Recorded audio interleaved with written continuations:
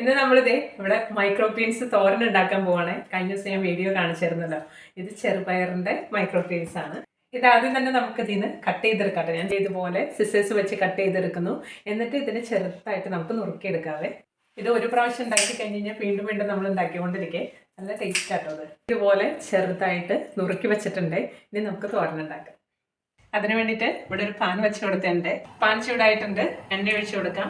കുറച്ച് കടുക് ഇട്ട് കൊടുക്കാം കേട്ടോ. കുറച്ച് സവാള ചെറുതായിട്ട് അരിഞ്ഞു വെച്ചിട്ടുണ്ട്, അതും കൂടെ ഇട്ട് കൊടുക്കാം. 2 വെളുത്തുള്ളി ചതച്ച് വെച്ചിട്ടുണ്ട്, അതും കൂടെ ഇട്ട് കൊടുക്കാം കേട്ടോ. അല്പം ചതച്ച മുളകുണ്ട്, അതും കൂടെ ഇട്ട് കൊടുക്കാം. ശകലം മഞ്ഞൾപ്പൊടി, നമുക്ക് അരിഞ്ഞു വെച്ചേക്കുന്ന മൈക്രോ ബീൻസ് ഇട്ട് കൊടുക്കാം കേട്ടോ. അതുപോലെ കുറച്ച് ഉപ്പ് എല്ലാം കൂടെ ഇട്ടിട്ട് നന്നായിട്ടൊന്ന് ഇളക്കി കൊടുക്കാം. ഇത് പെട്ടെന്നായി കിട്ടുന്നതാണ്. ഇനി ഒരല്പം തേങ്ങ ചിരണ്ടിയതുണ്ട്, അതും കൂടെ ഇട്ട് കൊടുക്കാം കേട്ടോ. തേങ്ങ ചിരണ്ടിയതിന് പകരം വേണമെങ്കിൽ മുട്ട കൊത്തി ഒഴിച്ചാലും മതി. എനിക്കിഷ്ടം തേങ്ങയാണ്, മുട്ടയല്ല. അപ്പോൾ ഇതേ നമ്മുടെ പയറ് മൈക്രോ ഗ്രീൻ തോരൻ ഇവിടെ റെഡി ആട്ടോ. ഞാൻ തീ ഓഫ് ചെയ്തിട്ടുണ്ട്.